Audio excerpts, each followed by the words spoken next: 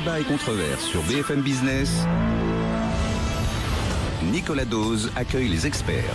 Agnès Michel, membre du comité éditorial de Terra Nova, qui a publié le petit manuel à l'usage de ceux qui paient les impôts et vous voudrez bien savoir pourquoi. Chez Rue de l'Échiquier, Léonidas Kalogiropoulos, PDG de Médiation et Arguments, vice-président d'éthique et délégué général de l'Open Internet Project. Stéphane Venufel, cofondateur de netinvestissement.fr, créateur du blog je suis libéral.fr. Vous apprêtiez à dire un mot, Stéphane, on parle des effets niveau 3 ou niveau 4 du prélèvement à la source qui n'ont pas véritablement été encore abordés parce qu'ils ne sont pas dans l'immédiateté de ce qui se passe en janvier. Et notamment le fait qu'il pourrait y avoir des revendications salariales, que votre banquier pourrait considérer que vous gagnez moins et que vous avez une capacité d'emprunt qui est moindre, même si ça semble un peu aberrant intellectuellement. J'ai bien compris qu'il y aurait quand même un avis d'imposition. Oui. Encore aujourd'hui. Même si... Bien sûr, on va pas faire l'histoire. Déclaration reste... Oui. Non, mais ce que je veux dire, c'est qu'un courtier bancaire qui cherche auprès de banquiers un prêt pour un particulier, parce que c'était ça un petit peu le sujet, le courtier va forcément donner les relevés de compte. Vous savez que vous donnez vos relevés de compte, le banquier vérifie les relevés de compte, le versement de vos salaires, mais il demande aussi les avis d'imposition qui sont grosso modo la photographie du foyer et du revenu. Et son calcul de base, il le fait sur le montant de l'imposition, enfin le montant des revenus imposables, sans prendre le montant de l'impôt dans l'endettement. S'il ne se basait que sur le revenu net du salaire, parce qu'il demande aussi les 3 bulletins de salaire, forcément, le revenu net disponible sera inférieur. Mais comme il aura l'avis d'imposition, s'il n'est pas trop bête, il va se rendre compte qu'il peut rajouter la somme au revenu du bulletin de salaire et il reviendra à la situation initiale et actuelle pour calculer un endettement plus cohérent. Bon, même moi, là, j'ai du mal à l'expliquer facilement. Voilà. Donc, on repart dans un truc à la française.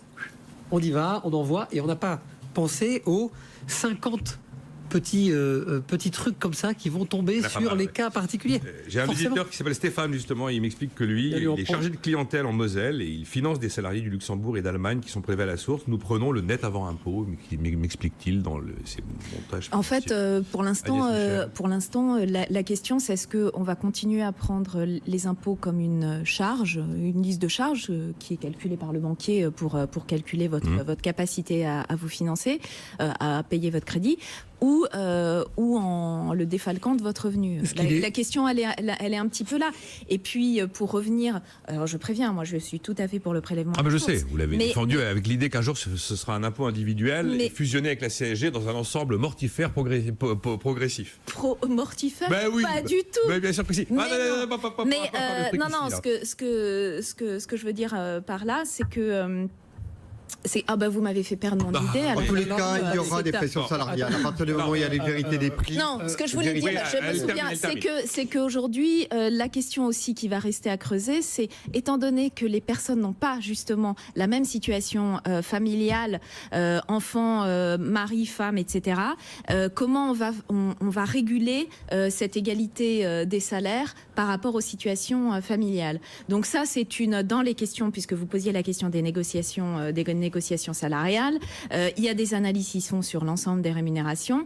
On prend le montant brut, mais par contre, sur les négociations qui deviennent individuelles, là, effectivement, on va avoir des disparités assez fortes pour des personnes qui sont au même poste, avec la même ancienneté. Et là, ça, c'est une question ouverte. Moi, je n'ai pas la réponse sur la façon dont on va pouvoir discuter. Mais ce que ça veut dire, c'est que les employeurs vont devoir davantage se pencher sur le reste à vivre des personnes. Il y en a certains qui redoutent d'ailleurs d'avoir des salariés prélevés à la source qui auront du coup un net à payer inférieur à des gens qui ne sont pas imposables et que ça risque de créer des frottements. Il y aura des pressions de revendications salariales à cette occasion, c'est évident. C'est évident. C'est absolument évident. Il faut s'y attendre et il faut aussi commencer à rappeler que si on a une pression salariale à la hausse, il va falloir y résister, sinon c'est notre compétitivité entière nationale qui va être en jeu. Mais c'est les entreprises encore, Léonidas. Oui, mais dans ces cas-là, il faut aussi travailler sur les charges contraintes et notamment et en priorité le logement. Et aujourd'hui, pour le logement, il y avait une loi qui était passée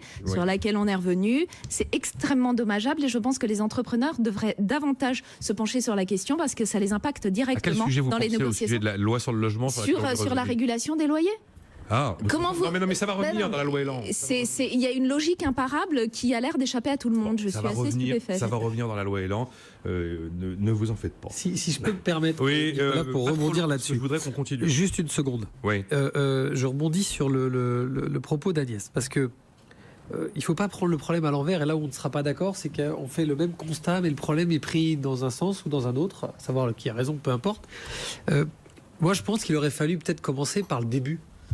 Oui, parce qu'il y a plein de sujets. Il y a le logement, il y a les aides. On parle aussi de toute cette structuration et de cette amélioration qu'ils veulent faire sur les aides sociales, etc. etc.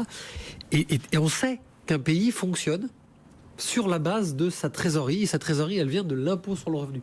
Donc le sujet du prélèvement... Pas tellement, des prélèvements obligatoires. C'est vraiment la portion congrue du budget de l'État. Je vais préciser mon propos. De l'État, on sait que la TVA et l'IS sont au-dessus, mais on va pas toujours... C'est pas le sujet du jour. Le sujet, c'est... En TVA, CSG sont au-dessus. Psychologiquement, c'est le contribuable qui vote. Donc en fait, quand vous touchez à l'impôt sur le revenu, niche fiscale, pas niche fiscale, vous avez des lobbies énormes, et puis vous avez la population qui peut réagir mal parce qu'elle comprend pas, etc., etc. Et je suis désolé, ce prélèvement à la source, il tombe comme ça. Alors c'est pas forcément de la faute d'Emmanuel Macron, il le récupère de l'ancienne majorité.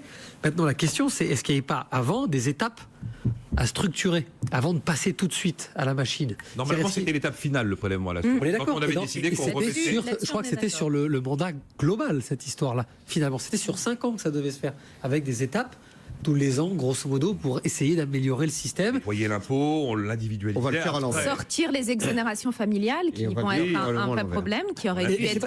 Et en fait, on va commencer par...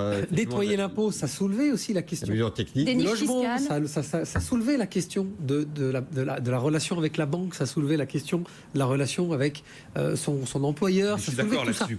Voilà. Et le problème, on en est là. Donc là, je pense que dans les semaines qui viennent, chaque jour sur BFM Business, vous allez pouvoir vous amuser à faire un inventaire à l'après-vert du petit truc auquel on n'avait pas pensé et qui va compliquer la vie forcément des salariés. Et donc, qui sera en face pour répondre aux salariés? L'entrepreneur. Et oui. Il y a juste une petite chose, c'est que ça va être difficile sur le moment de la transition, comme toute transition.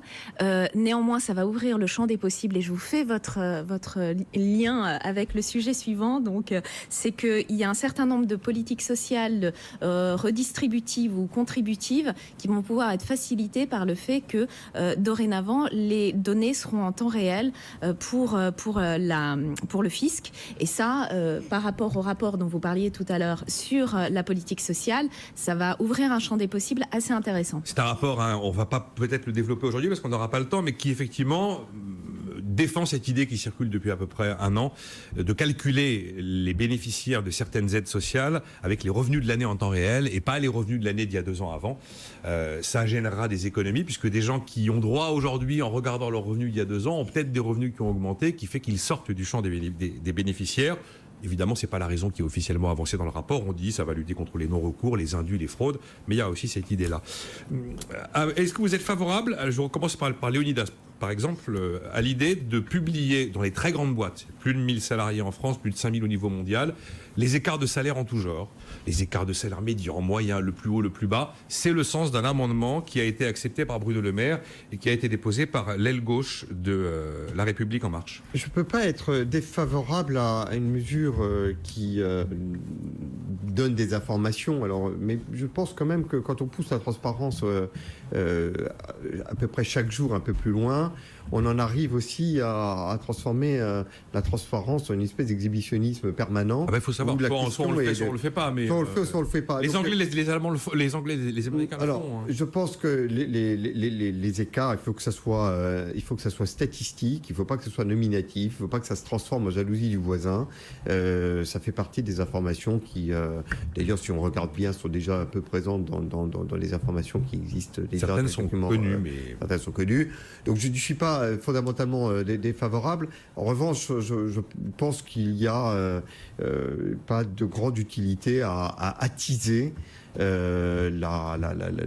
comment dirais-je, la jalousie et l'envie interne dans l'entreprise. Maintenant, il y a un sujet sur lequel je suis favorable à ce qu'en tous les cas on le publie, c'est sur les écarts hommes-femmes. Je pense que c'est la seule manière d'arriver véritablement à rapprocher des écarts qui ne donnent pas d'explication. Ça en fait partie et il faudra justifier tous les ans les écarts existants s'ils sont très déconnectés d'une moyenne. Donc on publiera les rémunérations moyennes, rémunérations médianes, mais il y aura évidemment la plus haute et la plus basse. Agnès Michel, sur cet amendement qui a priori devrait passer dans la loi Pacte. Alors juste, je rappelle que les entreprises de plus de 200 salariés sont déjà soumises à l'obligation de publication d'un document unique, d'un bilan social, voilà, où il y a un certain nombre d'éléments, notamment, et les entreprises sont obligées de négocier normalement, mais les amendes ne sont pas toujours appliquées, un accord d'égalité professionnelle, c'est-à-dire l'égalité en fait des salaires entre les femmes et les hommes. Ces informations moyennes existent déjà, ainsi que la moyenne des plus hautes rémunérations. Tout ça, ce sont des informations qui sont déjà dans l'obligation des entreprises. Le problème avec les moyennes, c'est que vous n'allez pas avoir le très haut salaire. Oui. On sait que voilà, les PDG, et je ne parle pas d'entrepreneurs, mais bien de PDG, donc de salariés des grandes entreprises, ont des salaires qui ont connu une inflation extrêmement importante ces dernières années. Et puis, on n'a pas non plus le salaire le plus bas, qui sont parfois en dessous du salaire conventionné par la convention collective. Donc, c'est intéressant d'avoir cet écart qui donne une idée, qui est un symbole fort. On sait qu'on est passé, il y a certains pays où c'est de 1 à 7. Aux États-Unis, ça peut aller jusqu'à 120. J'entendais ça l'autre jour. C'est énorme. C'est énorme. En France, on sait que ça a explosé, ce différentiel. Il est important. Il est important pour la cohésion d'une entreprise.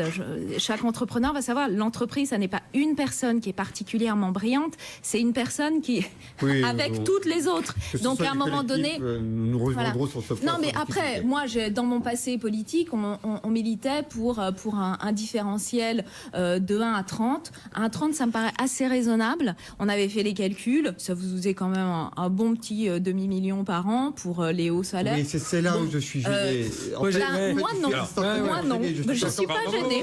On va laisser réagir Agnès Michel. On va aller à la régulation de l'écart. Et là je pense qu'on ne rejoindra pas. Il y a la volonté visiblement chez Bruno Le Maire d'aller dans le sens de cet amendement, mais de faire attention justement de ne pas créer des verrous, des freins, enfin des contraintes d'entreprise. C'est le fixe, ça laisse les primes,